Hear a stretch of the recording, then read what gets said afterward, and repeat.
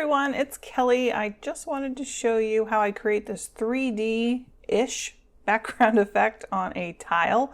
And I do these a lot for my dragonflies, and it looks really cool because it's a really light shade on the underneath, and as you kind of come out around the edge, we do a darker shade. So you really can use any color you want as long as you're working with a couple of lighter shades and then a real dark shade around the outside of it.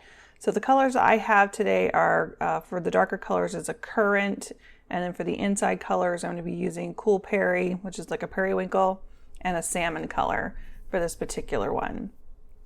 So I'm just going to start with that light salmon color on the inside, and I'm using, a good amount of ink because we want to keep this wet. I'm not using any blending solution for this, and around that I'm going to go ahead and put that Cool Perry. Kind of just move that a little bit. We don't want these to blend too much. I'm trying to keep them a little bit separate here. So as you can see, I'm rocking this back and forth, but I'm just really trying to get the edges covered a little bit more. And to the outside, I'm going to add a little bit of that currant around the edges here. We're going to get a good amount on here. Trying again to keep it towards the outer edges of this because it will really kind of blend inward really quickly on you, and I want to leave that lighter shade more in the middle.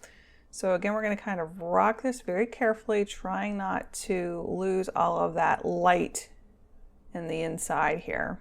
And you can see again, I'm just kind of rocking it back and forth, and you can see where it gets this nice smooth look, almost like you're looking through some type of flowers or something where the light's coming through in the background there.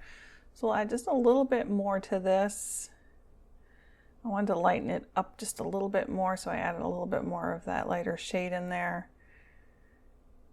And again, continuing to rock it, and so it really just kind of gives that glow or that 3D effect. Now you do have to work with this fairly quickly because you can see where this is still quite wet.